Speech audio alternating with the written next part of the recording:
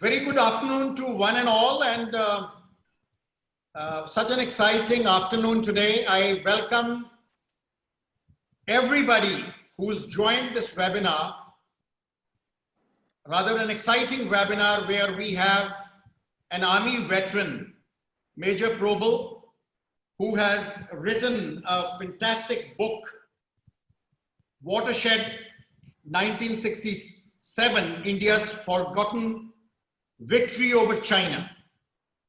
The time is such where everybody is talking about very uncertain, unparalleled and unprecedented situation with China at this moment, and how relevant it is to be talking on such an exciting subject like this.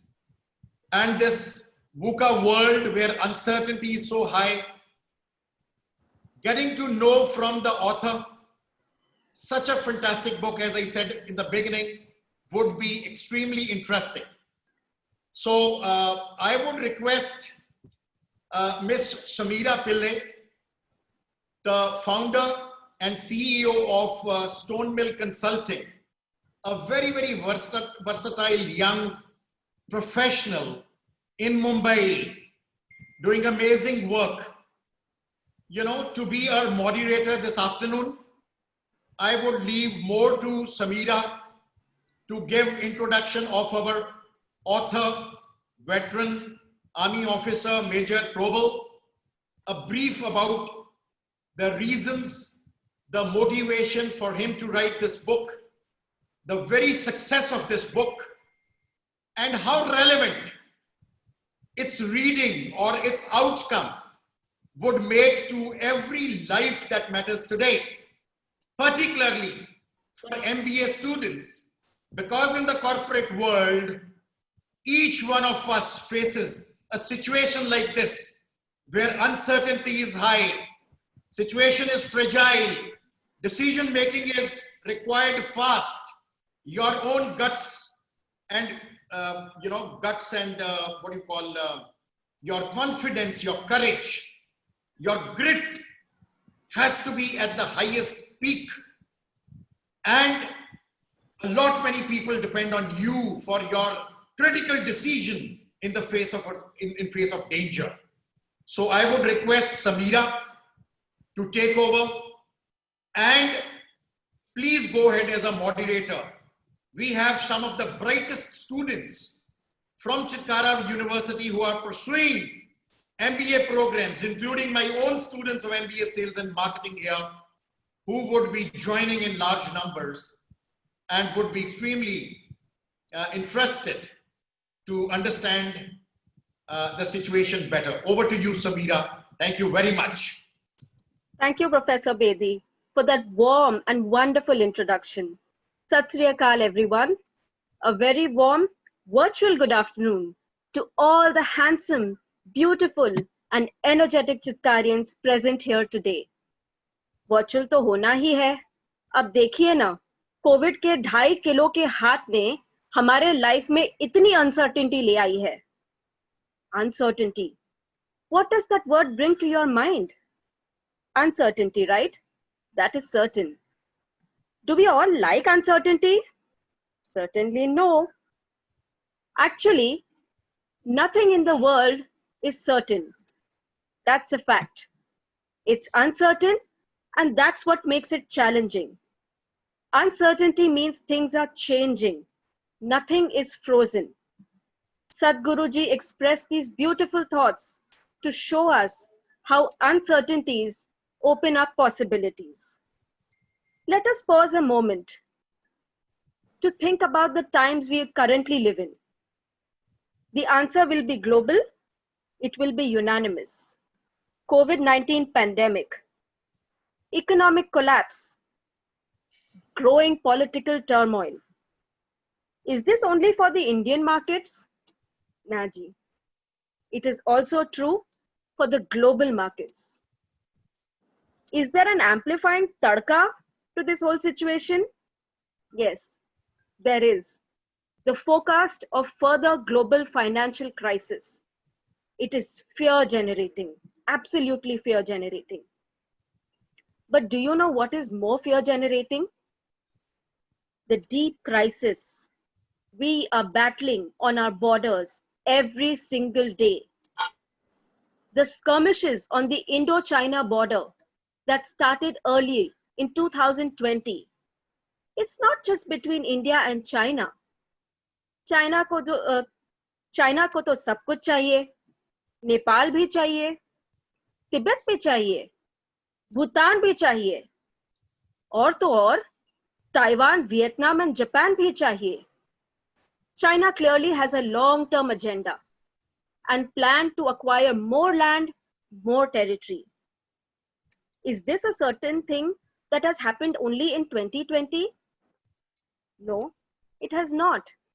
हर चीज की एक history होती है, हर चीज के पीछे एक story होती है, and this story goes back to September 1967. आज से 53 साल पहले, 53 years ago. The India-China 1960 war, we've all learnt about it. History books में तो पढ़ा ही होगा आपने सभी ने, है ना? हम तो सब तब पैदा भी नहीं हुए थे. India increased its forces and their strategy was right.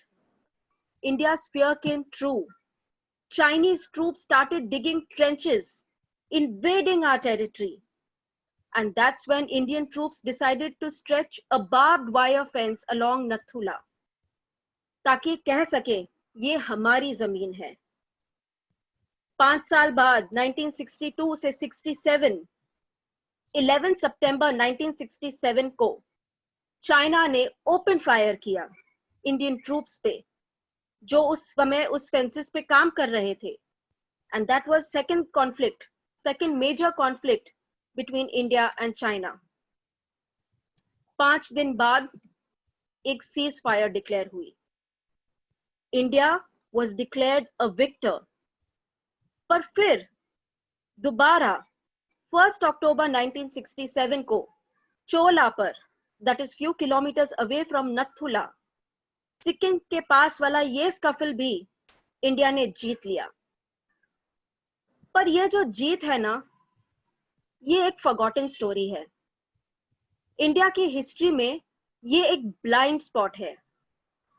वो जीत जिसने इंडिया का एटीट्यूड टुवर्ड्स चाइना हमेशा के लिए चेंज कर दिया. ये विक्ट्री एक बड़ा ब्लाइंड स्पॉट है.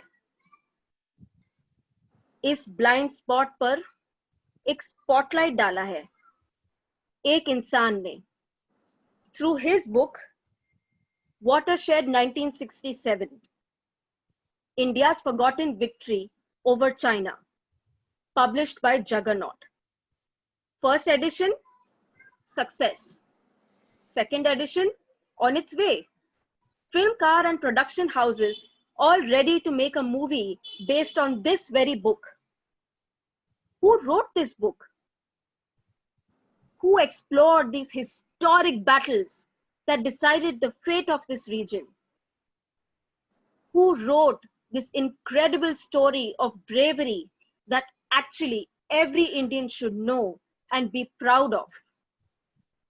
Well, I am honored, privileged, and full of gratitude that I have Army veteran, historian, business leader, and author of this wonderful book, Mr. Probal DasGupta, here with us today.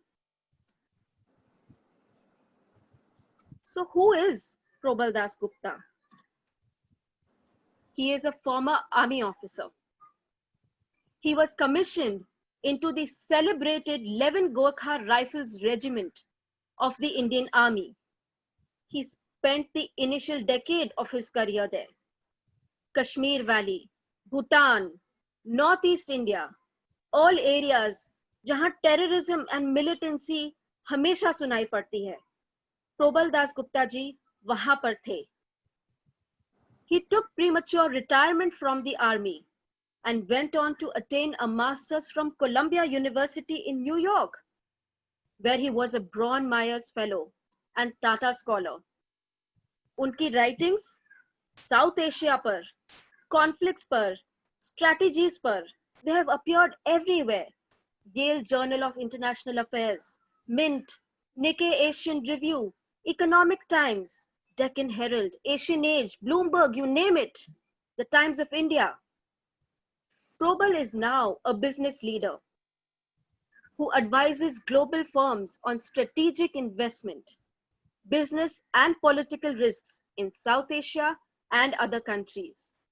He has been a regular speaker on strategy leadership at various forums such as Gateway House, CII, IVCA, and eminent corporate firms.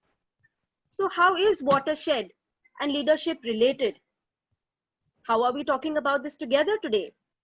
Well, once you read the story and once you read the book, you will see that it brings about lessons of uncertainty. It brings about lessons in possibilities. It brings about lessons related to leadership. It talks about grits and guts. And finally, it talks about living through crisis like the one we find ourselves in today. Without further ado, I bring you Probal DasGupta. Thank you. Thank you, Samira. So Probal, without delaying further, let me put my first question to you today. We are in the middle of an India-China crisis in 2020. What is your take on the current situation? Since we are about to discuss a book on India-China, what are your thoughts? Thank you, Samira, and thank you, Professor Bedi. Thank you, everybody, for taking out time on a Saturday afternoon on, it's post-lunch Saturday. I must make a vow to make it interesting because this is a time when I would, I remember attending classes when I was in school and later on when Samira mentioned about Columbia. Everywhere, post-lunch, you always look for the little nap. But if there's a talk that's interesting, I would certainly attend. And that's all the more reason that, I would like to have this as full of stories, as full of fun and interesting anecdotes as much as possible. And what we can learn from it is something that we'll see over the next hour and a half. But thank you again, Professor Bedi and Samira. I think, I just step aside out of the subject and talk about the IPL. IPL ka mahal hai. And, it's always good to have in a 20-over match, a very good opening. So I think you have provided that wonderful swashbuckling, sterling opening for me to follow up in the middle order. So without much ado, I'll kick off with the question that you asked and, my take on India-China, if I heard you correctly, there was some speech delay. So I think on India-China, as far as the current situation is concerned, I think no discussion on India-China can be without Ladakh. So when you talk about the current situation, we hear a lot about it on television, read about it in the newspapers and everywhere. So I wouldn't take too long in describing what's going on and what we should do and what they should do, etc. I just have 3 points here so that we can dive into the book straight away. So the 3 points are, what you see today is an outcome of Xi Jinping's over-ambitious project of making China a preeminent superpower. So this came out of that desire. And I'll relate to the book in a minute, in some time. It's very similar to the situation that prevailed in the 1960s when Mao Zedong was leading China. Xi Jinping is similar in certain aspects, his ambition, his megalomania, if I were to put it that way. So he desired, because COVID was putting a lot of pressure on him, several other reasons can be attributed to this, but let's start with this fact that, we are in the midst of COVID, as Samira just described. COVID put a lot of pressure on Xi Jinping. So what does he do? He goes on a counterattack. As far as Taiwan is concerned, the South China Sea, India, everywhere. Trade, economics, military, politics. So you have a counterattack as far as China is concerned. So Xi Jinping goes on that. He mounts, he amasses troops along the Himalayas. So that's the second thing. So what does he do? He counterattacks. He pushes forces against India. In the last 6 years, there have been several India-China standoffs, so this is nothing new. However, the seriousness of this is because of the fact that the large number of troops that he had pushed was not without reason. They wanted to take Indian territory, and that's why he moved troops early. The second thing was that he thought that, this would be one way to signal to the larger world what Chinese intentions are.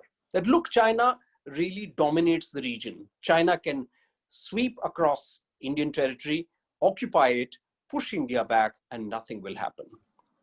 And he will go back acquiring a new halo after the pushback he had received on account of COVID domestically. That was the plan. But plans do not always go as per your thought, especially because a lot of water has flowed since 1962. So the third thing that happened, instead of going back after having pushed India, broken the protocol, thus breaking the trust in June when they attacked Indian soldiers, he would have gone back and said, look, we dominated India yet again. We taught them a minor lesson from 1962. But what happened? They suffered immense losses. Again, very similar to the 1960s. And we'll talk about why is it similar to the book. China did not talk about its casualties. Later on, we know that a number of Chinese soldiers died in June.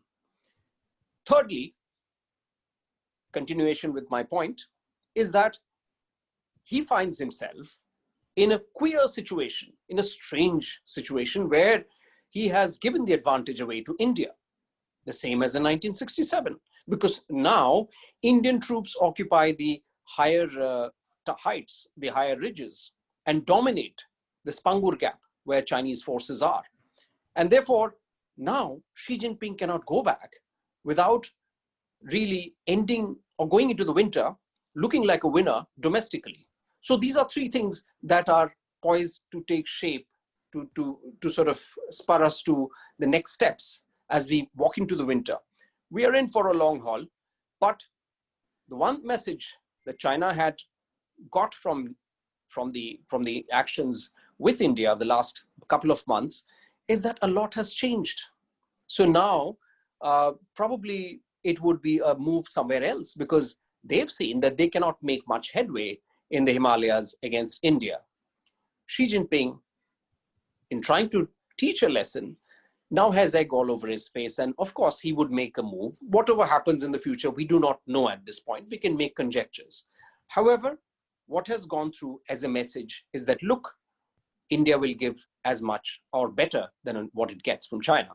And that's a message that establishes a narrative which changed after 1962, a narrative wherein India is an equal in a limited conflict. And where does that narrative come from?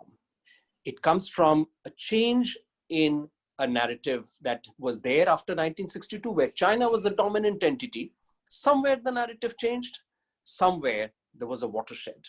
And that's where the book comes in.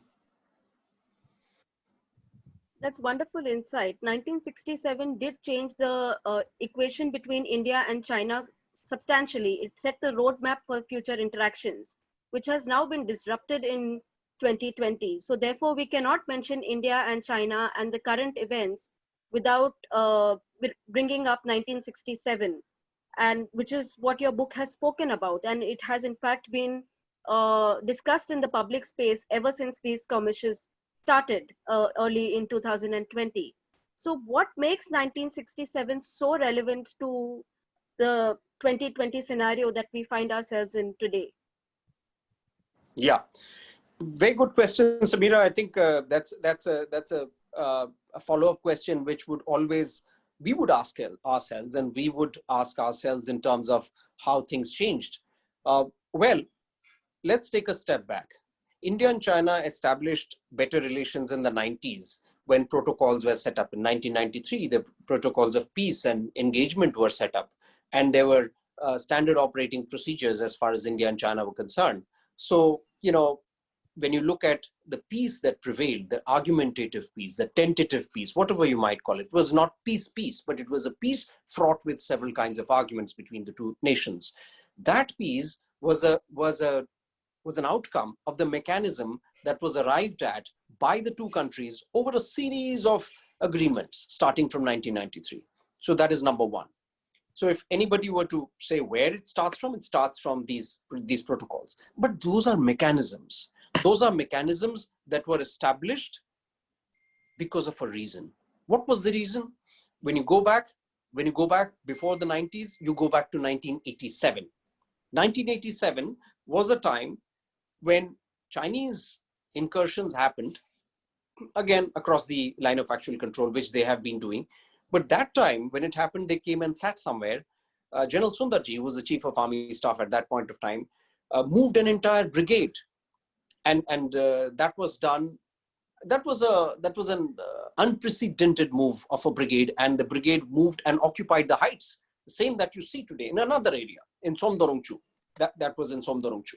But the playbook of 1987 resembles the playbook of what we did by occupying the heights today. Speed, decisiveness. It came late this time, but it came. And when it came, it caught the Chinese napping. And it's from the 1987 playbook. Now, when you look at 1987, you realize that that kind of movement and speed, deception and surprise that we sprung upon the Chinese comes from the playbook of General Sagat Singh of 1967. Why? Because 1967 was a time when India had not, inflicted any kind of defeat on the Chinese. Of course, in 1962, there were certain battles that India had fought in Razangla and several other places where India had given a bloody nose to the Chinese. But the Chinese had had a decisive advantage in the war of 1962. And that left India with a sore memory. It still does leave us with a sore memory. But 5 years later, after 1962, when Chinese forces made the first move, General Sagat Singh inflicted a heavy defeat on them. With that heavy defeat, what happened was that that defeat started a series of defeats for China. And it started a series of wins for India. So that was a watershed. It happened on the Himalayan watershed. So it was a geographical watershed. It was a military watershed because it gave India that momentum it needed against China.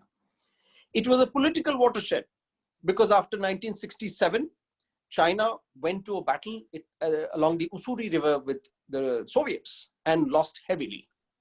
In 1971, when India moved its forces into Bangladesh, to now Bangladesh, then East Pakistan, to fight the Pakistani army, China was just a few 100 miles away. Not even that, 100 miles away, yes. And the Chinese army did not move in Sikkim. There were several reasons attributed to it. The Soviets had amassed forces on the other side. Mrs. Indira Gandhi had signed a treaty with the Soviets. These are all true facts.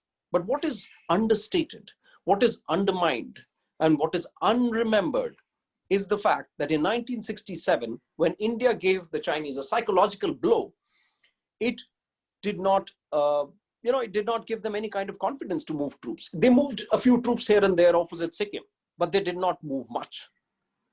Nobody asked the questions that, 1971 happened.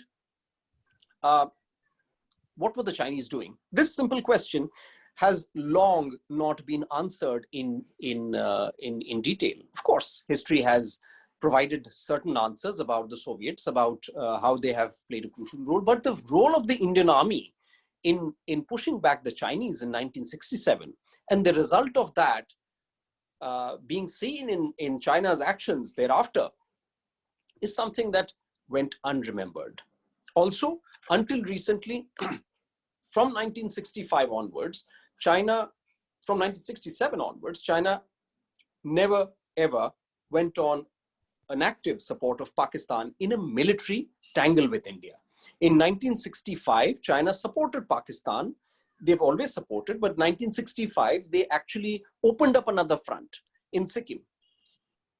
And that's why after 1967, China never interfered in an India-Pakistan war as well. We can say, we can give other reasons, but 67. And one of the things that happens is that, you know, when you look at a battle, you look at a battle as a harbinger, as a forerunner, as a start of several things that happen thereafter. It may not need a war. You had the the Dunkirk in the Second World War, which started a lot of new things, which swerved the outcome of the war thereafter. 1967 did the same thing. It changed the India-China narrative. It changed the India-China narrative to India's favor. What we do not quite value, and which to their credit, China really values, is the psychological aspect of military skirmishes, battles, wars. That psychological edge, which China had from 1962 onwards, was taken away by India in 1967. India often has undermined its own victories. 1967 is a victory India must treasure. It's a victory that every Indian ought to know of, not because we believe in violence, but we must need to know our history in order to know our capabilities, our past better. There is an African saying, till the lion learns to write, every story will glorify the hunter. So if India does not talk about its history, somebody else will come and write its history. And it happened. I can go on and on, but it happened in 1970 when the US, President Nixon and Kissinger were given a book written by Neville Maxwell, which favored China in the India-China War of 1962 and attributed all the reasons of the war to India. And somebody else will write your history because you don't write your official history. So it is important that we must. It took us 50 years to write it, but I think it'll take us lesser time to read it. You know, this brings me perfectly in the right place for my next question to you. 1967, like we have already identified, has been a huge blind spot. And you said yourself now that every Indian ought to know about this story because it is indeed something to be proud about. What prompted you to write this book? What were some of the challenges you faced? And how was the journey like? I understand you spoke to a lot of people to put this book together. So if you can take us through that journey, it would be a lovely insight into what went into the making of the book. Sure. So, you know, the journey, every story has a journey. Sometimes you plan for it. Most of the times you don't plan for it. This was a journey which began on an unplanned note, but there was a method in the madness. How it was, you know, let's take a step back and how I got acquainted with the story, and then I'll tell you how I decided to write about it.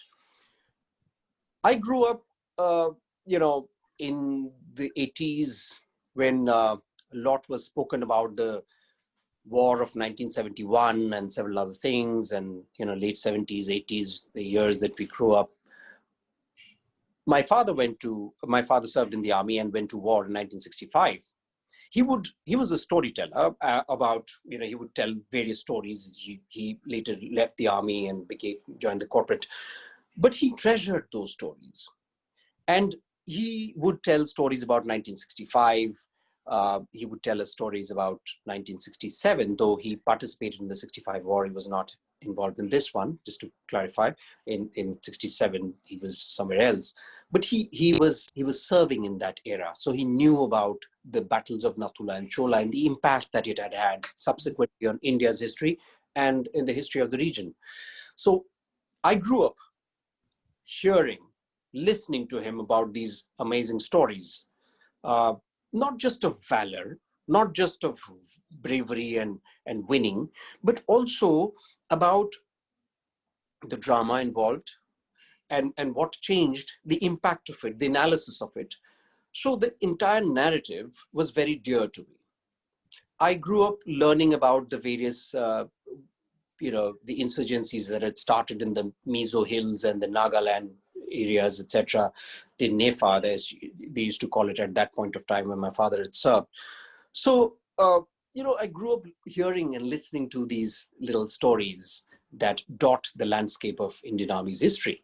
But when I grew up, I realized that when I spoke with people, my batchmates or people outside the Army fraternity, outside in the civil domain, or, scholars and others, I realized that not very many people knew about 1967. In fact, very, very few people knew about 1967. I could count them, my fingertips, very few.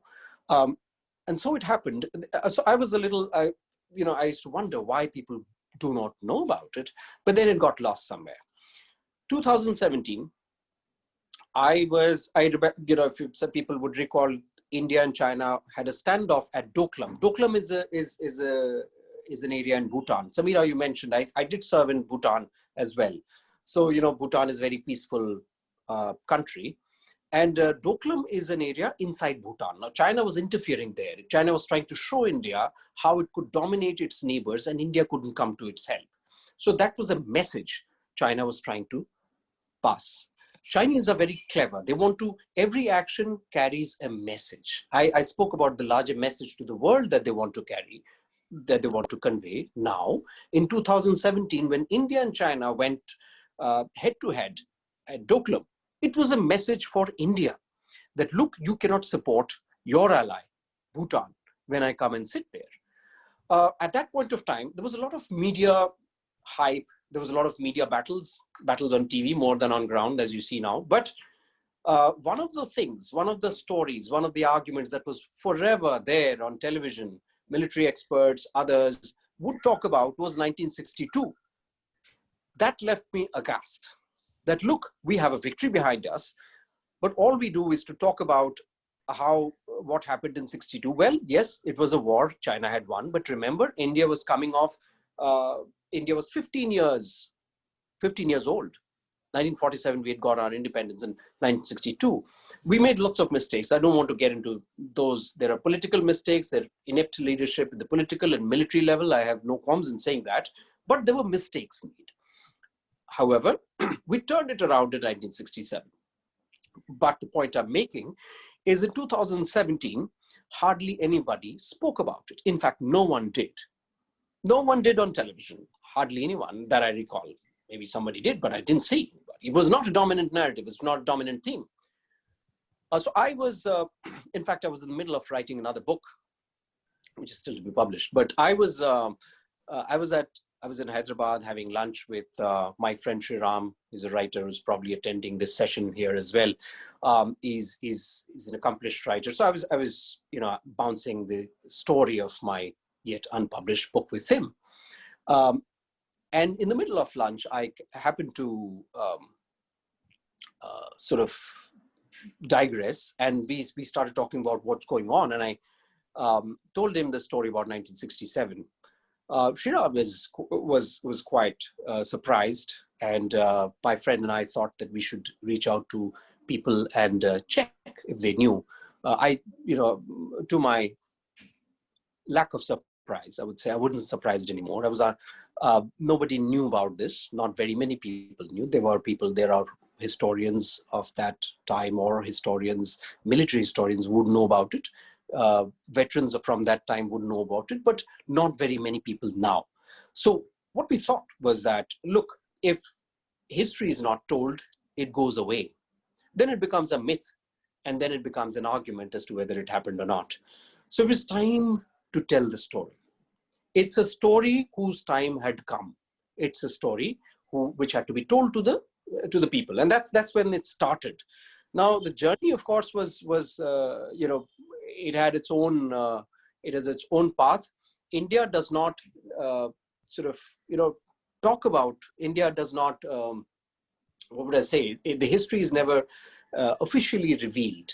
India has rules which preserve,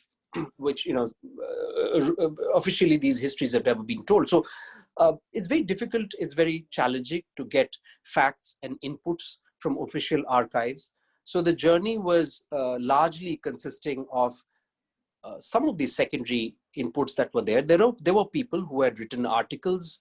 There were people who had written a couple of papers that had appeared in the newspapers. So there were people who had done a good amount of work, you know, on the Battle of 1967. So I got those inputs from there. I met with a lot of people. It was my fortune that people who I met were, though they were in their late 80s or early 90s, they were veterans of the battles of 1967, they had absolutely robust memories, which enabled me to really download their mind in terms of what happened. The minute details of those battles are an outcome of the wonderful memories that I had the privilege of having access to by interacting with these veterans of 1967. So I went around speaking with various people, went across India, spoke with people in a village close to Darjeeling. I went to Baroda, where an ex-prince who had served in the Indian Army, and with General Sagat, I met him. I met some other people in different parts of India, in Delhi, or going to rural areas. It's just helped to piece together the entire set of battles and the drama and the other incidents in that period. What I realized is that you start with a premise. You start with a premise and you end up with a larger body of a story, of a narrative that surprises you. So when I started, I knew about 20% of what I actually ended up with, because I realized that 1967 were not just battles by themselves, but as you said earlier, they were forerunners to a whole lot of history that followed. They were also, there was also a window of getting to know various things about characters that dotted that story. General Sagat Singh came across, we're talking about leadership today, General Sagat Singh's leadership was outstanding at the highest level. Then there were leaders on the ground who led from the front. There were examples of seizing the initiative. We use various terms in the corporate, and these terms, trust me, come from the military. It's the oldest institution that has functioned efficiently for such a long time. So it was a pleasure talking to various people across the path of writing the book, collecting the information, the shards of memories of information that I got together, pieced together, putting a narrative together, really surprised me. But also, you end up making yourself a little wiser than when you started. I'm sure that must have been a very intensive journey, speaking to so many people, putting together all those bits and pieces of the story together and weaving them into the story that it is turned out to be today, Watershed 1967. And I was, you mentioned a lot of things about how 1967 was a harbinger. It started new things. It changed the narrative. We have a lot of young MBA sales and marketing students here, future leaders of tomorrow. And I'm sure that military holds a lot of lessons for us, not just, in terms of life, but also in terms of corporate life. So what would you say that a student of sales and marketing, or any student for that matter, would be able to learn? What messages do the battles of Watershed 1967 hold in there? Yeah, there are many lessons. One is, of course, as I said, knowing the history, knowing what you can do is something that would always inspire you. History, for instance, teaches you, gives you the inspiration to move forward. Inputs about leadership, inputs about deeds from the past. I'm reminded of a very interesting saying, and it's a line from a poem of Thomas Macaulay. To every man upon this earth, death cometh sooner or late. To every man upon this earth, death cometh soon or late. And how can a man die better than facing fearful odds for the ashes of his fathers and the temples of his gods? So, some of these things are always inspiring. And when you look at the deeds, the actions that some of the, that all the men and the officers took at that point of time, how do you translate that into what you're doing today? Let me give you a story of who these people are. I mean, we're talking to a young audience today. There are many people who are going to step out of their MBA schools and get into the corporate life. You know, we are an army, Indian Army, where, you know, if you look at the Kargil war, the maximum casualties were young officers, lieutenants, captains, majors. What does that tell us? That tells us that Indian Army is one force, one army, where young officers, young leaders lead from the front. That's why you have many more casualties than other armies. So one of the lessons that it teaches us in those battles, and the military history teaches us, is that do not tell people what to do. Be with them. Lead. You are a leader when you lead with them, not lead away from them. You know, that's one of the things, lead with them. When you lead, so that's a lesson. That's a direct lesson. A statistic teaches you that, you know, these are the numbers of people. When you have large numbers of people leading troops, you have casualties because they're leading from the front. But that's the army. You won't have casualties here. But the learning is that the chances of success, the probability of success is much higher when you lead from the front. And that's what has been one of the proven facts of the Indian Army in the past that you see. As a young leader, be decisive. When the Chinese attacked in 1967 at Nathula, again, I'm saying that, you know, in the army, the mistakes cost you dear, and the mistakes come back in the form of body bags. We don't have body bags in the corporate, but what we learn from the army is that, look, there are people going, you know, leading from the front, ready to give up their lives. Here, you have risks. You do have risks, but the learning is from the army is that, look, when you can lead from the front, lead your men to success. How do you do that? And when you take that to the corporate life, the chances of replicating it and attaining success increase manyfold. One of the things that you do, and I was talking about being decisive, when the Chinese attacked in 1967, it took the Indian soldiers and the officers by surprise. It took a little while for the Indian Army to hit back. General Sagat, at a very senior level, was decisive enough to call for the artillery and defeat the Chinese. He took a decision. So that was a decision that he took. And I'm coming to what would that mean? But at a junior level, at a younger level, Captain P.S. Dagar, Major Harbhajan Singh, these were young officers who, in response to the Chinese fire, charged at the Chinese, taking a bunch of troops, and they perished.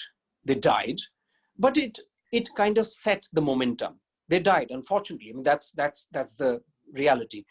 But the fact is, their decision at that point of time that, look, they have fired upon us. We shouldn't let them, you know, run away with this. We should hit back.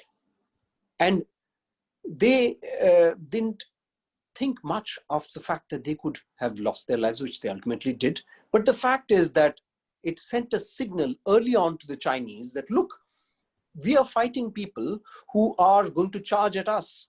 So we don't know how it's going to happen, what is going to happen. It put a seed of doubt in their minds. I start the book with the story of Devi Prasad Limbu. Devi Prasad Limbu's story is amazing.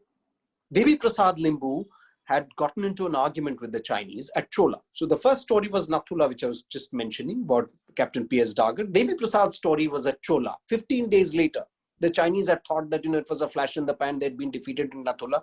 But let's again provoke the Indians at Chola. Devi Prasad Limbu, this time, Earlier in Natula, Chinese had opened fire. This time in Chola, Devi Prasad Limbu took the initiative. He charged the Chinese with his cookery. And the Chinese had machine gunners and rifles. He took off 5 Chinese heads. 5. Ultimately, he was brought down by a machine gun, no less. But the fact is, by that time, he had done the damage. What was the damage? The damage was seizing the initiative. How do you translate it into corporate life? When you look at the market, and for sales marketing MBAs and others, when you look at the market, what do you see? You want to look at the blue ocean. You want to see where you can really seize the market. What can you do? If you replicate what others are doing, it would be good, but try and be creative. Do something that takes the battle away from the other side, from your competitors. What is it that you can do? How can you be creative? What can you look at in terms of winning over clients? What can you do better?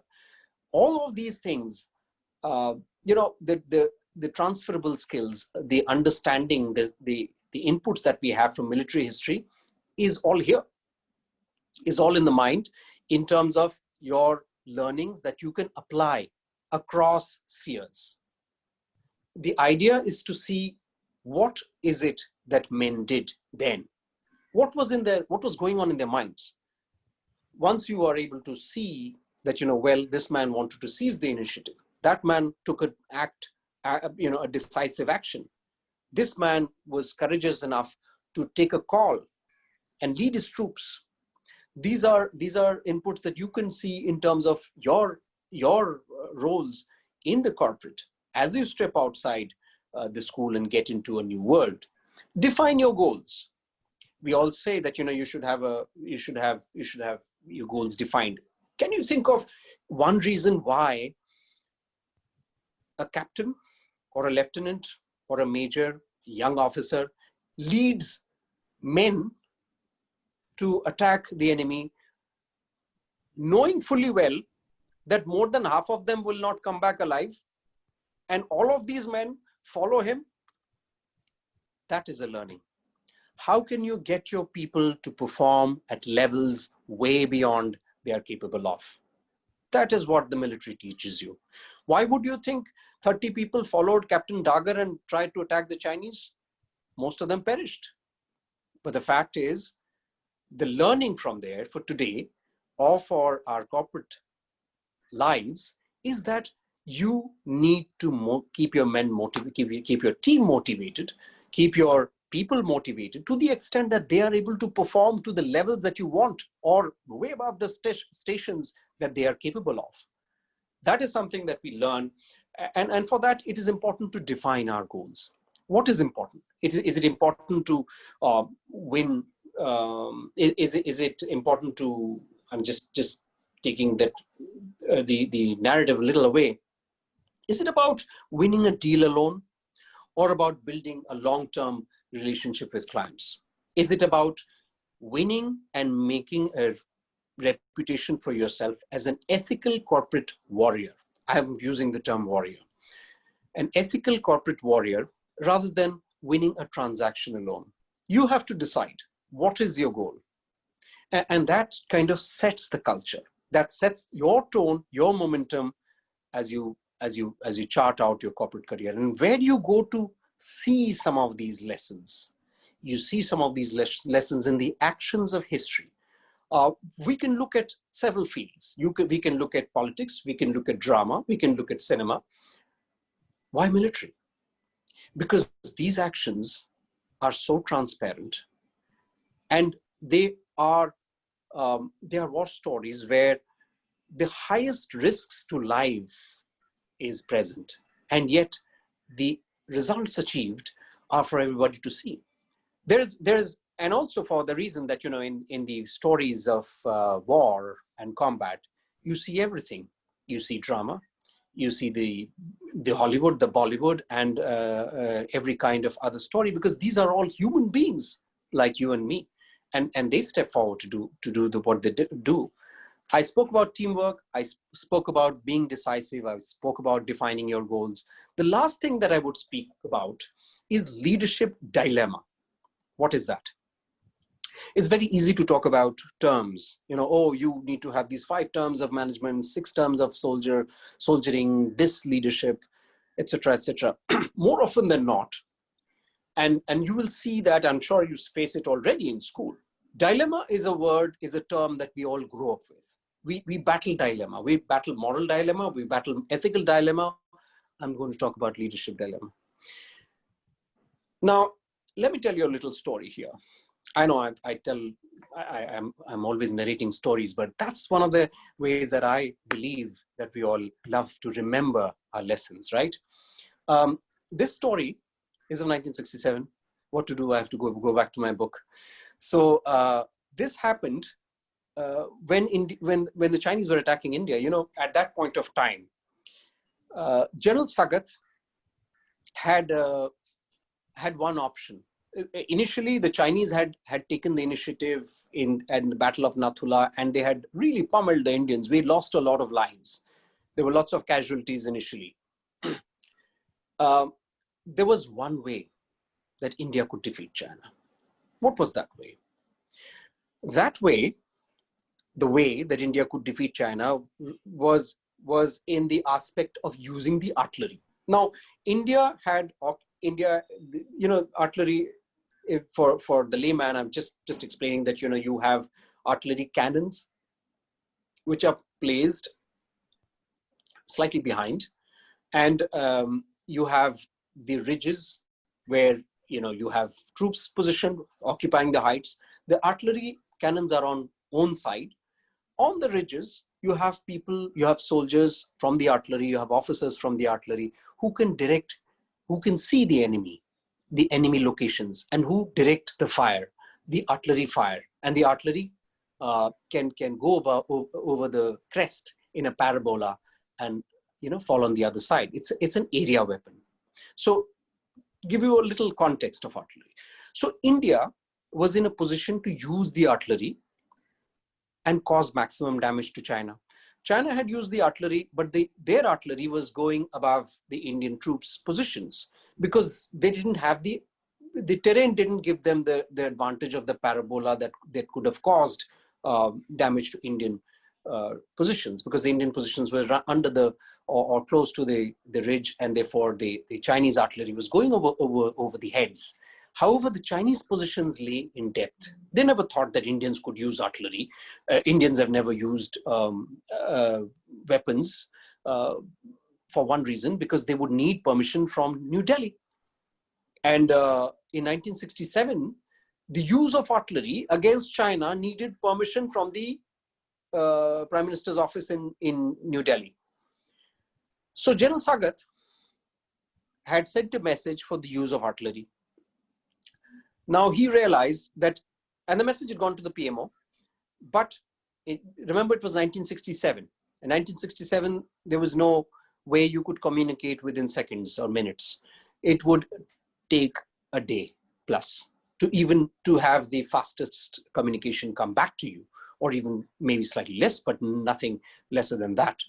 And the way the Chinese were going, they were on a rampage, and they would have absolutely obliterated India. That would have resulted in a continuation of the defeat of 1962. So what does General Sagat do?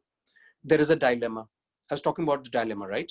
The dilemma is that, the protocol demanded that you need to take the permission from the Prime Minister's office, PMO, no less, from the PMO, to use artillery against China. That was the laid down norm. What was he facing on ground was an imminent defeat if he did not use the guns at his command. What does General Sagat do? General Sagat had already prepared the artillery, and later maybe we can talk a bit about the preparation and what we do to achieve the goals we set for ourselves. So General Sagat had prepared the artillery, but the fact that he had to wait for the permission of the PMO irked him. He would have lost, because you need to use the resources at your command. In the corporate, you need to know what resources are there. You need to be able to use them optimally.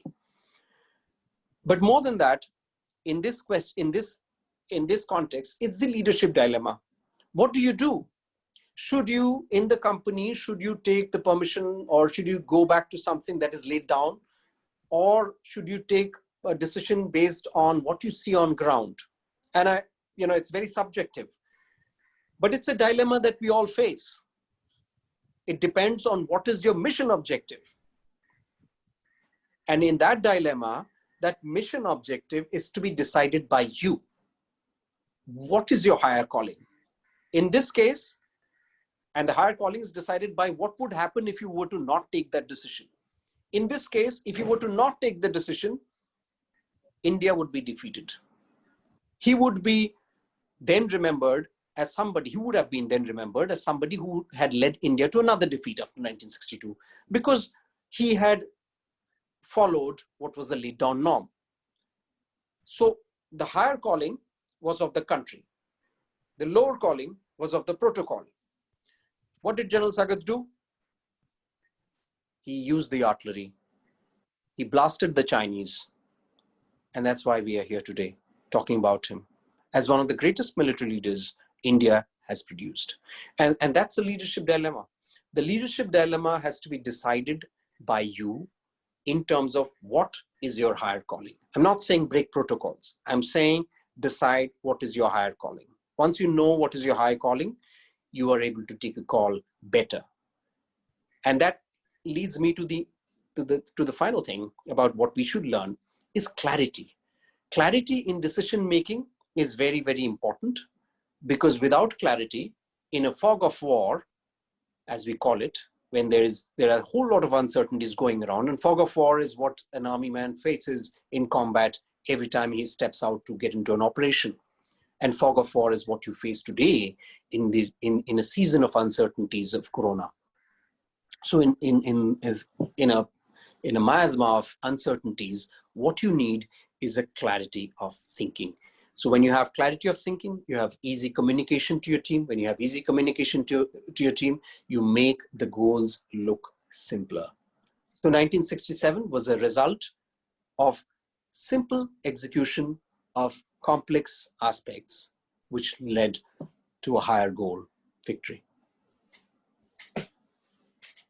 That's absolutely inspirational, Probal, because there are two things that really, really stood out for me.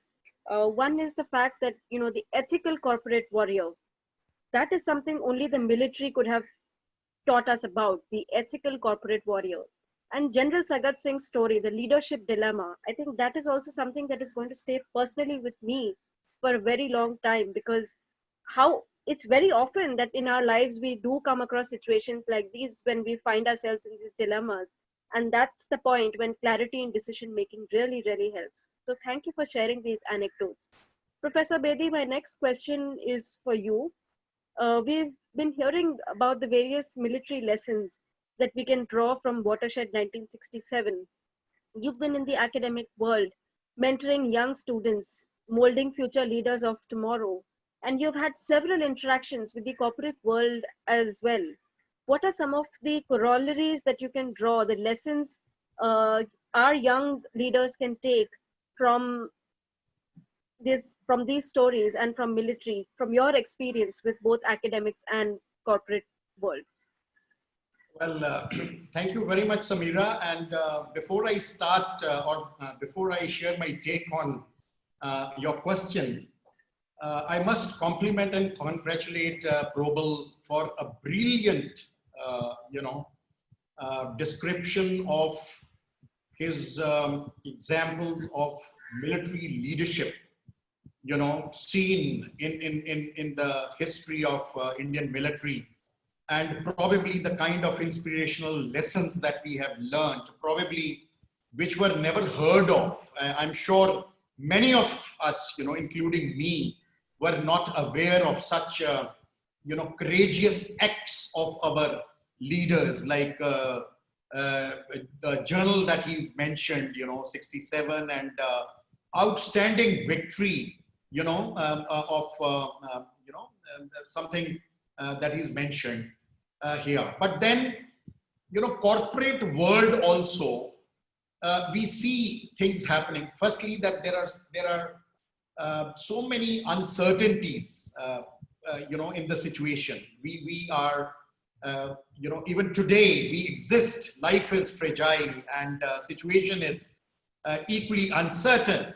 But every word that Probal has used, you know, I have jotted down, you know, which is applicable in the corporate world.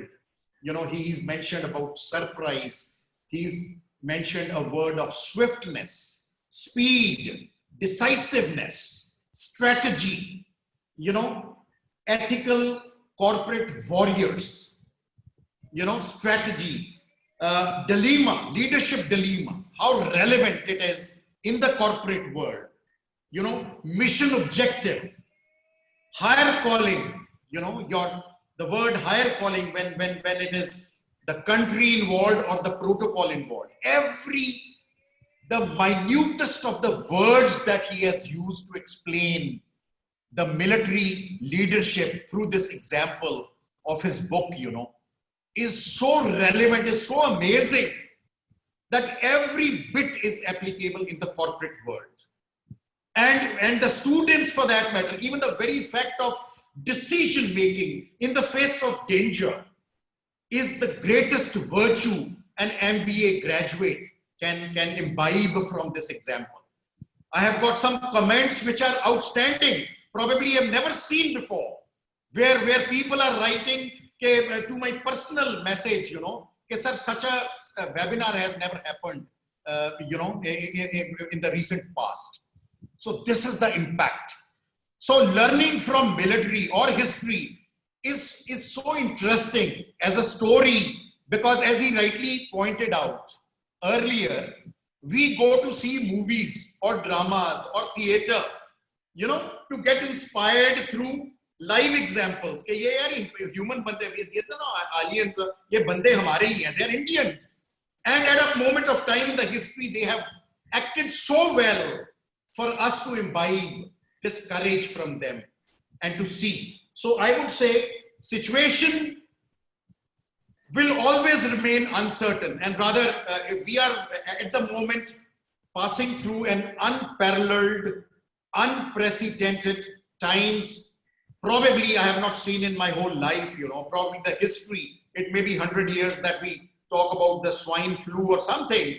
Even our forefathers may not have seen this time, where the airlines have been grounded, you know, cannot even imagine situation, you know, so much of economy being in the disaster mode or something like that. So very fluid situation, but then our guts, our grit, our courage, our preparation. Army teaches you preparation, preparing for the mission, preparing for the goal.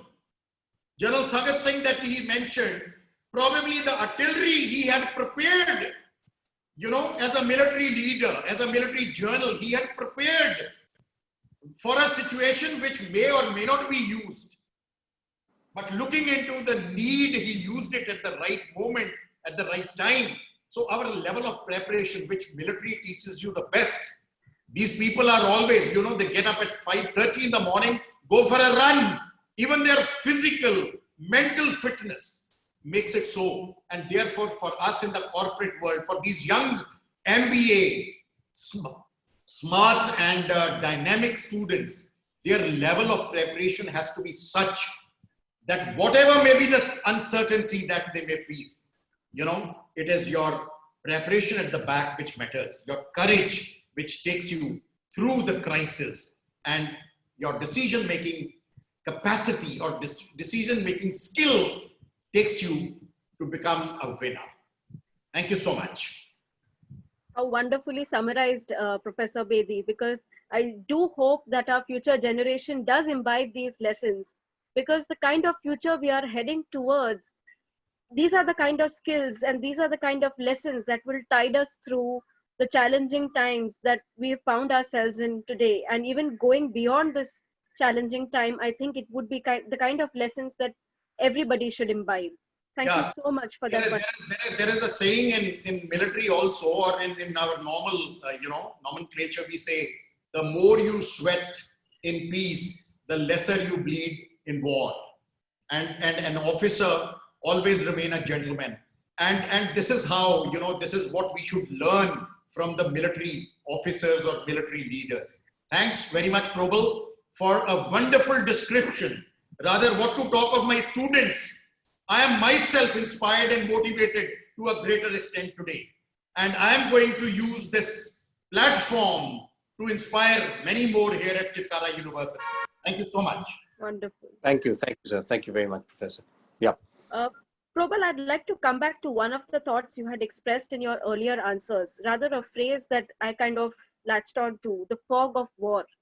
For me, that spells a lot of uncertainties. And I'm sure that in combat, there are a lot of uncertainties that a leader faces.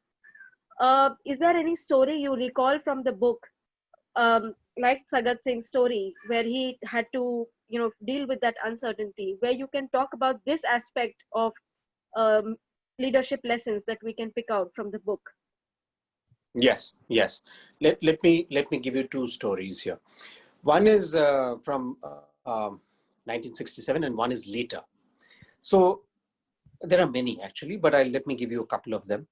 When the Battle of Nathula happened, it, just like what we saw in June this year, that China suddenly starts to break the established modes of communication protocol. Deceit is a big sort of underpinning operative word used by the PLA, by the Chinese Communist government, etc. So that is something that they really believe in.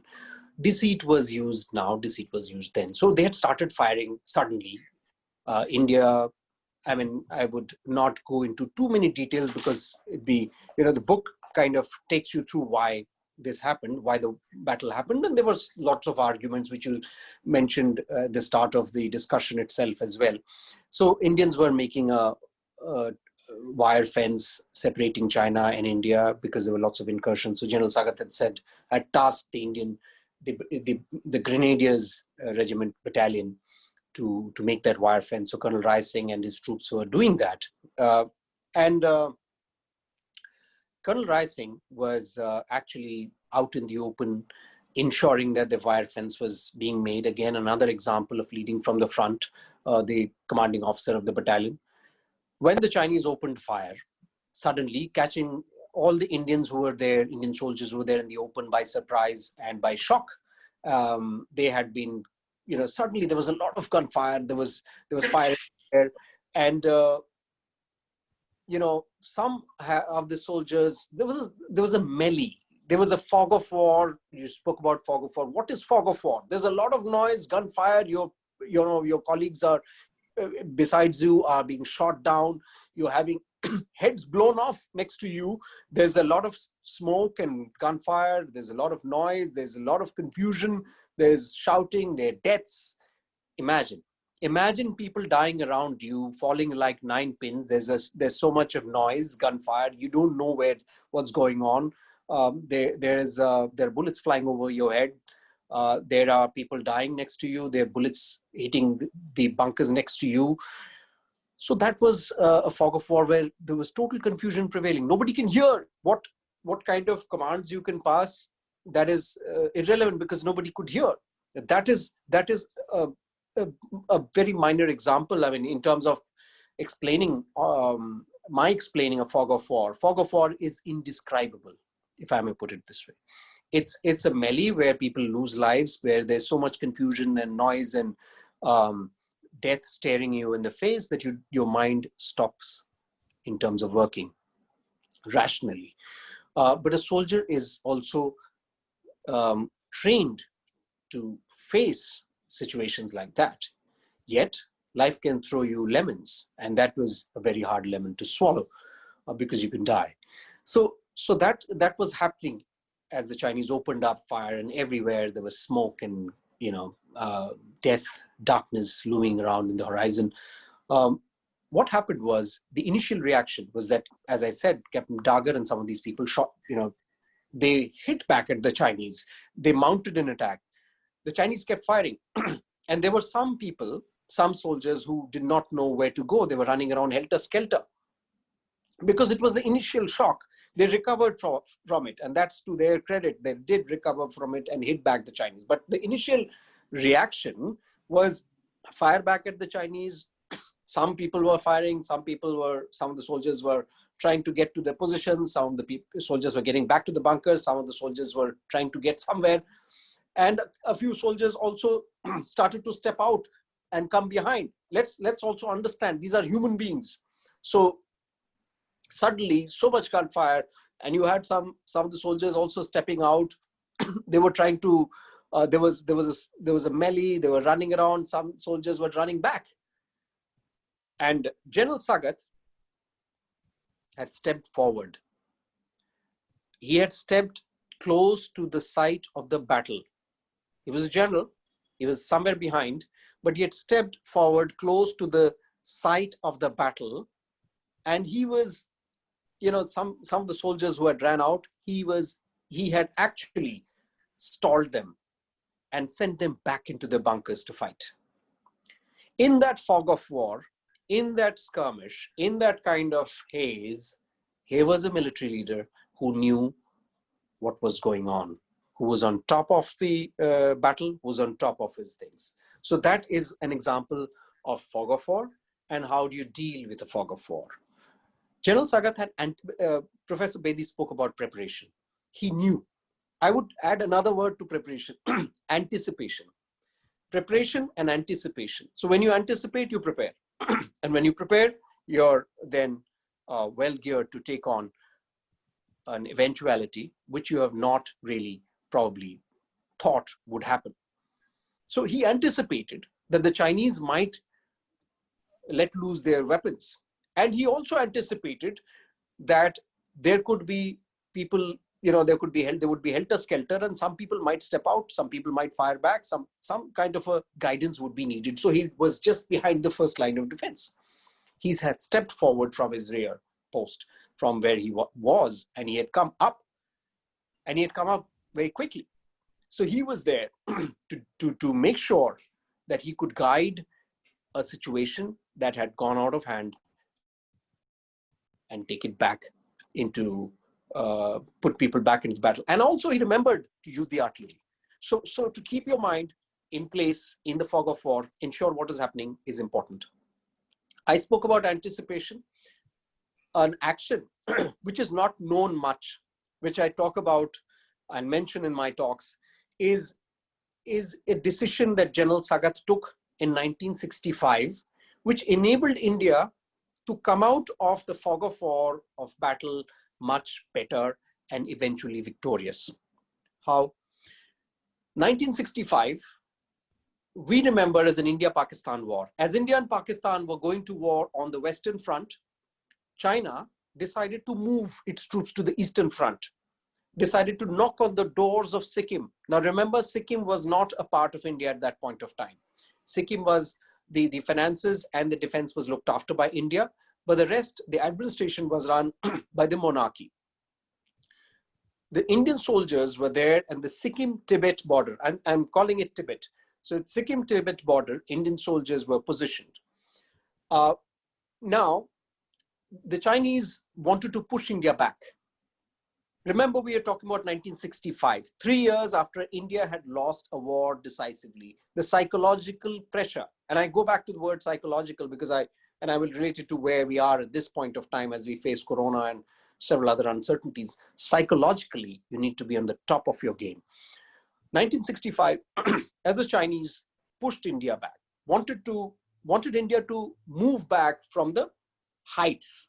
So there were two passes that India occupied. One was Nathula and one was Jalapla. The Chinese put pressure on India. India internally also was not very well positioned in terms of taking on China psychologically. The political leadership, the senior military leadership was also not very well geared up, so to say. But there was one man who decided that he will stay put at Nathula, however much the pressure from China and the senior leaders in the army and the political hierarchy General Sagat Singh. Why? So when there was pressure to leave these passes and move back, he was pressurized to do so. He was pressurized to leave Nathula and move back, but he stayed put in Nathula. The reason why he stayed put was very simple. When we look back today, we might say, oh, it is a simple decision. How could he not have, how could anybody not have seen that they needed to stay there? But remember, we must also add a context to a decision. And the context is 1965, when there was a lot of pressure from China. So even simple decisions in a strategic fog of war can be mistaken. So because, at the highest level, people thought, oh, China is pushing. Why do we stay on the heights? We should, pull back. Maybe if they had their thoughts that if the Chinese come in, we will take on China from a position in depth. But General Sagat believed that if you leave your heights, it's the Watershed heights. If you leave your heights, then the Chinese come and sit there. And if they sit there, and this is a simple military philosophy, you do not leave heights. You leave your heights, the Chinese will stare you down, because you would have left the heights and come down to Sikkim, and China would only need to roll down to Sikkim and take on Sikkim. China had its designs on Sikkim in 1965, which I don't want to get into. It's a book that narrates what was the CIA doing, what was the Chinese doing, what was an Indian politician doing at that point of time in Kashmir in allying with the Chinese, etc. So that's a story that readers must read. That's an interesting part. But here, General Sagat believed that if China occupied the heights, they would come rolling down to Sikkim, and they would cut India out at the Siliguri corridor. Now, if I were to elaborate and explain why that is important, if you look at the map of India has a little giraffe neck coming out from the Indian larger part of India, going to its northeastern part. That little strip that you see in the India map, that is the Siliguri corridor, which is at its width 25 kilometers. On one side, you had Sikkim. On the other side, you had then East Pakistan. Remember, it was not Bangladesh, it was East Pakistan. I spoke about 1971 some time back. Now, the 1971 war, China did not interfere. Imagine if General Sagat had left Nathula and come back. The Chinese would have sat on the top of the passes, would have just rolled down and cut India out at the Siliguri corridor, and India's entire northeast would have been gone. So that one decision to stay put in at Nathula was something that General Sagat had taken. That was the anticipation of what could happen later. And that helped, since he stayed back in Nathula in 1965, that led to the battles of 1967, because China thought that we couldn't pressurize India to move back. Let's try and browbeat India. Let's try and defeat India in a battle. That didn't happen. So preparing for that was very important to do that. And that's how you see through the fog. Yeah. Yeah. So that is something. And Professor Bedi spoke about planning. One of the things that I remember of from President Eisenhower saying that plans are useless, planning is indispensable. So if you're planning for eventuality, you're always better off, because you're better prepared, you're adaptable, you have situational awareness. You will take responsibility. You can communicate clearly then. And when you communicate clearly, you're able to invest a lot of trust in the people who you work with. And when you do that, you automatically create a larger belief amongst your team. And when you do that, we are able to achieve the results that are there. At Chola, Colonel K.B. Joshi, Colonel Kulbhushan Joshi, who commanded 711 Gurkhas, and the Gurkhas, as I spoke about a little while earlier, achieved glory at Chola. When Colonel Joshi, his predecessor, had suddenly left the unit, and he was the command of the unit was thrust upon him.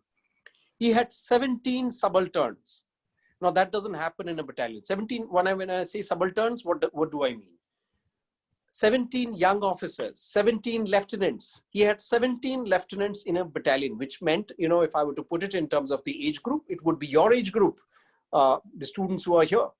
He had 17 officers who were at his, in his unit, and he was facing the onslaught of the Chinese.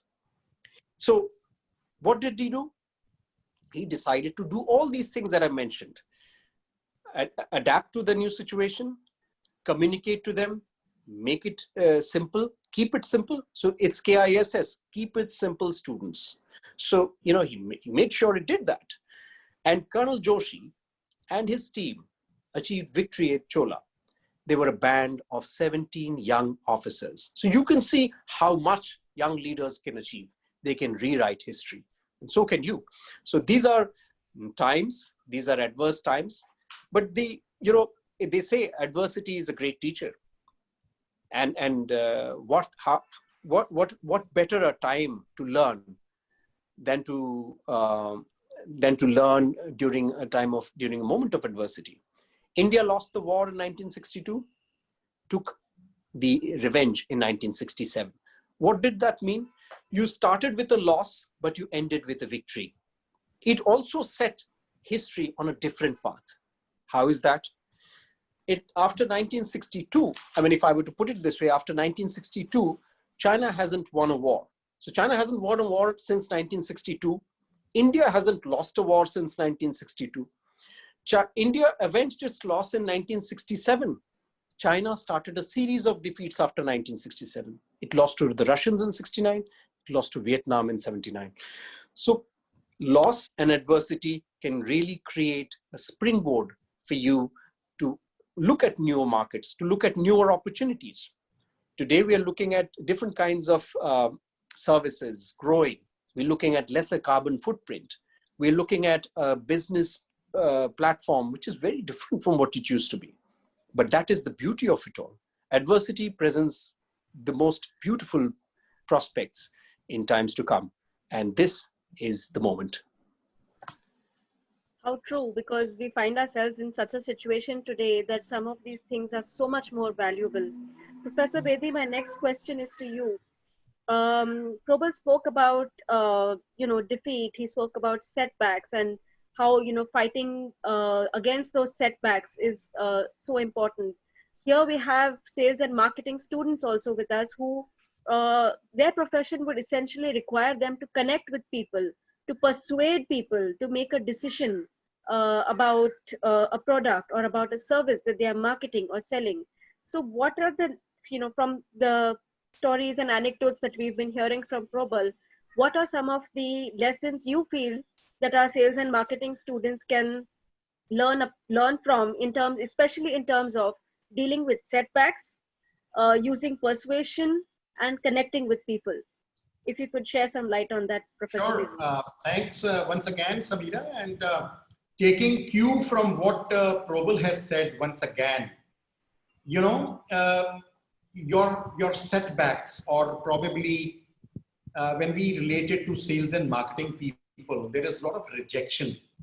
There is, for every 10 people that you may approach, probably there would be 8 who would be saying no.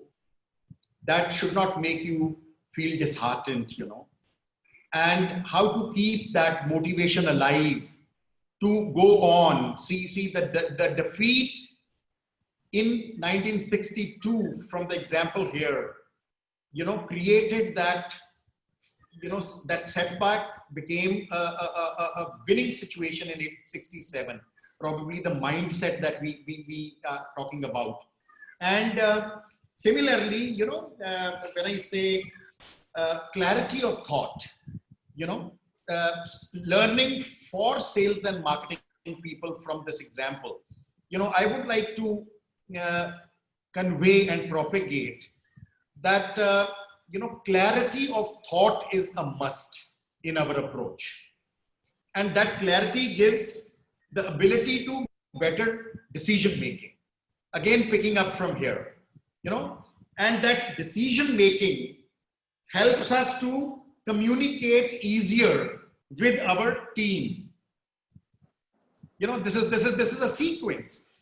And once the communication has been made easier in a better manner, your goals become simpler. From the complex, your goals become simpler. And this is how we have to see that sales and marketing is a profession which needs a lot of motivation. You got to face rejections on the daily basis. You know, you got to keep yourself inspired all the time. And as you said, persuasion and connecting well is a very, very important trait with such people who are into this profession of sales and marketing. When you got to connect well with people, there is an art, there is a skill, which I always talk to my students, you know. When they go to the marketplace, it is not on the business talk that they immediately start. They have to develop rapport.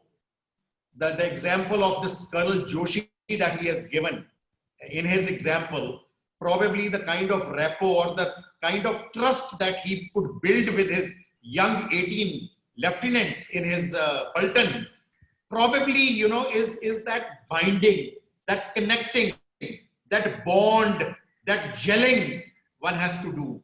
Same kind of thing, you know, anybody in sales and marketing has to, when you go for your professional dhanda, when you approach a client, when you go to a customer, you know, maybe you have a business objective, a clear goal at the back of your mind, but you got to connect well first with a gentleman. Lala ji ke saath pehle yari dosti karni padegi. Unko हालचाल पूछना पड़ेगा, उनसे बातचीत करनी पड़ेगी, उनसे पूछना पड़ेगा कि आपके हालात क्या हैं, परिवार के हालात क्या हैं, आपकी हेल्थ क्या है इस हालात में, आपकी बेटी ने MBA कैट का एग्जाम दिया था, उसका रिजल्ट क्या आया. You know, that bond you need to establish first. You know, once that platform, one rapport is created,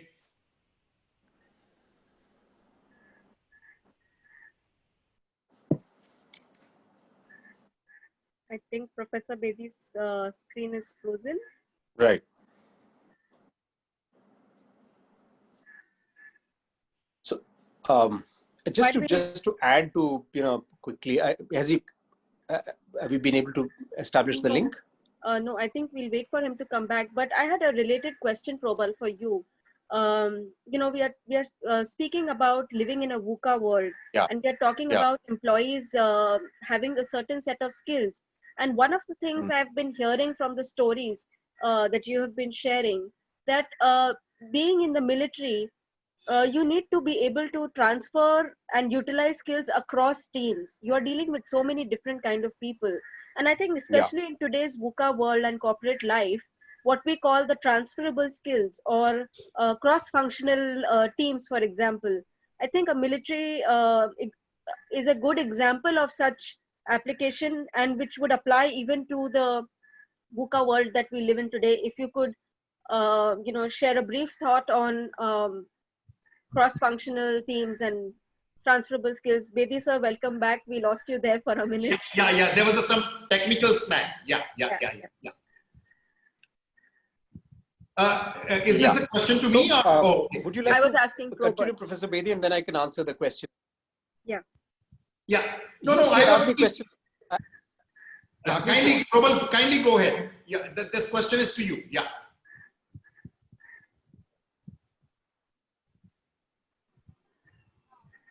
Hello. I think we've lost Probal now. Probal, are you there?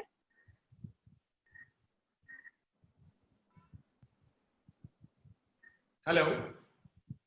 I think we lost Probal now. Yes, I'm here. Oh, okay. Yeah. Probal, go ahead, please. So my before I think just to, I know Samira asked me about transferable skills. Before I do that, I just add to what Professor Bedi said. You know, he spoke about how you coax people into, how you get people to perform. You know, teamwork is something that, you know, is something that I would add to the very valuable points that Professor Bedi made, and I was really, listening to it with rapt attention. One of the things that I'm reminded of is basketballer Michael Jordan, who spoke about teamwork once, and he said that talent can win you games, but teamwork wins you championships. That is something that is the core of teamwork, that you need to be able to bond, need to be able to create the levels of performance of people around you. And Professor Bedi spoke about how do you build that rapport. That rapport is external, that rapport is internal, but that rapport, it has to be a part of building a rapport, has to be a part of your DNA. So that's one. To your point about transferable skills, I think that's a very, very valid point. And as people go forward in their lives, there are two things I want to talk about. One is a transferable skill, and the other one slightly unrelated, but failure. Talk about failure and how failure is a great teacher. It's also a transferable skill, mind you. You might not think it in the classical sense, but I believe failure is one of the greatest teachers. As far as conscious transferable skills are concerned, the things that I would, really talk about, if you look at leaders, all of them are able to glean information inputs from other fields. They want to know, they want to learn. And one of the cheapest means of learning, one of the quicker means of learning is to read. Enhance your reading skills, read across horizons, read across spheres. I have spent half of my career in the corporate, more than half of my career in the corporate actually, and a decade in the army. And so I've seen both sides. What I have understood better in terms of corporate leaders, military leaders, one of the common attributes they have is the yearning for information. And that information is, comes from books, from reading, because you're able to absorb, you're able to reflect, and then you're able to articulate better. Knowledge resides in books, and books of all forms. You can read fiction, you read non-fiction, but it just helps. I was talking to General Sagat Singh's daughter some time back, and I wanted to understand. I always want to understand what makes these great men tick. General Sagat was a voracious reader. She told me he would immerse himself into reading. He kept his daily structure very simple, so that what happens is, if you keep your daily structure simple, the simpler things are taken care of. Your meals, your sleep, your other things. Then you are free to explore the more creative things. And one of the things that I would always urge young leaders of tomorrow, today, to look for knowledge in every nook and cranny. And books are a means. Experiences, travel, people, they all teach you. Newer technology devices teach you newer things.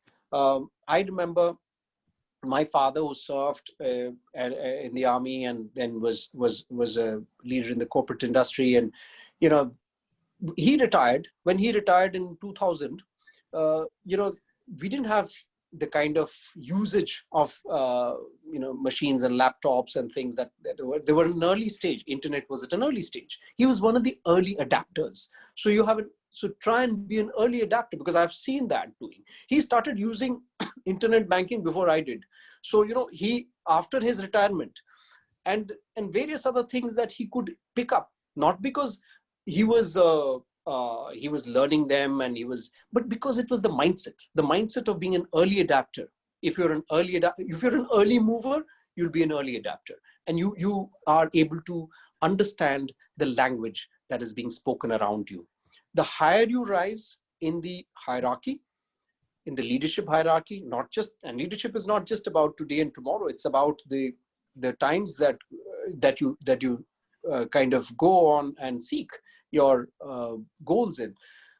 Along the way, there would be different times, different situations, but I think it's important to ensure that you understand the language that is spoken about you. And how do you do that? By interacting with people, by books and technology, etc., etc.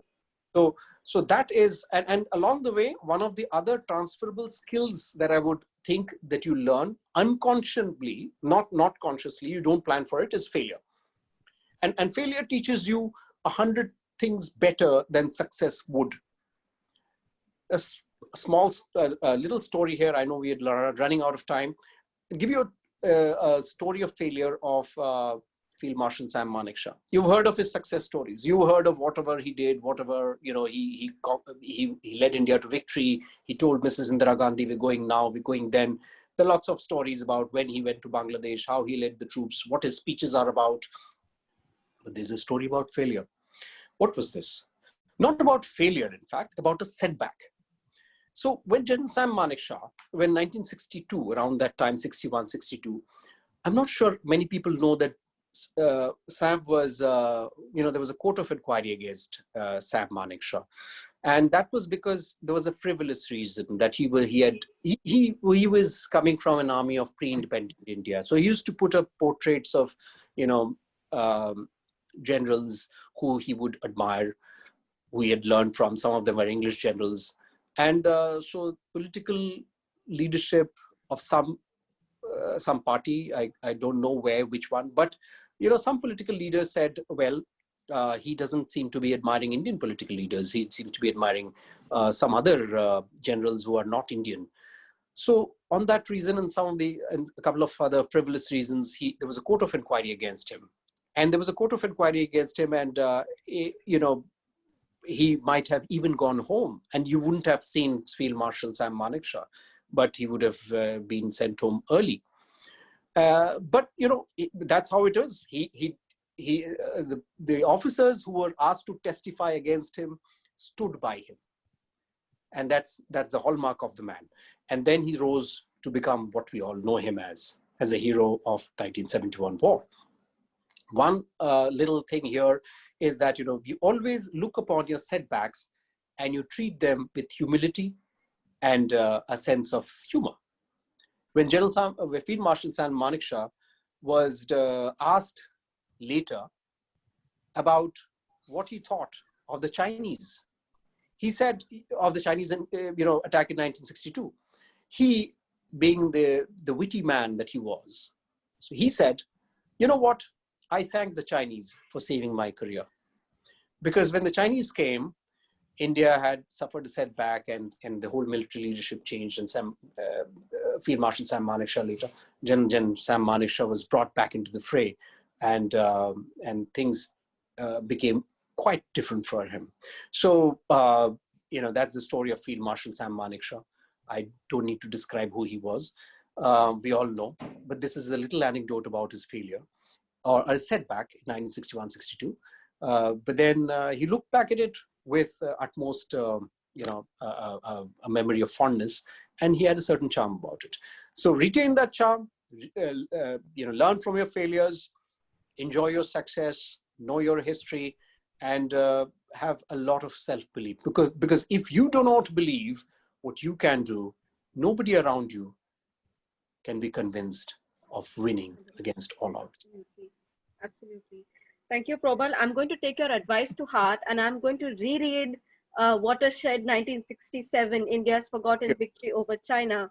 I'm going to reread it from the perspective of gleaning these lessons on leadership this time, rather than just reading the story. So thank you for that wonderful insight. And I'm sure many students here would be inspired enough to pick up this book, and it's there on Amazon India. If you search for Watershed 1967, just read the book, and I'm sure there'll be a lot that you can take and imbibe and be the future sales, marketing leaders, company leaders, entrepreneurs, who would benefit from the story. And you will look back at this discussion and say, this is where I learned leadership lessons from military history. Professor Bedi, आपने मुझे जिम्मेवारी सौंपी थी शुरू में. Thank you so much for this opportunity, for this interaction with your students. Back to you, sir. So nice, Samira. You've done it such a brilliant work that I have probably not the right words, not enough words to express my gratitude towards both of you, Probal and Samira. You've done a brilliant job. And probably, my students are so motivated, inspired, there is clarity, there is a clear message which has gone loud and clear, and absolutely a brilliant and amazing session that we had. And we will also promote your book to our students for reading, because as Probal said, reading makes it all the difference, makes all the difference, It is such webinars, such seminars and reading books which build that character in you and, make you extraordinary. General Saket saying at this age, reading immensely, deep diving into books is an example, live example that he's given, after having talked to his daughter. And this is a lesson that we all need to learn. Thank you once again. And honestly telling you, this couldn't have been a better, session than this, because all the students are here to learn so many good things from the military perspective as well as from the corporate world. Thank you once again. Thanks, Major Probal, and thanks, Samira, for this wonderful afternoon session. God bless. Take care. Thank you very much. Thank you. Thank you. Pleasure's mine. Thank you.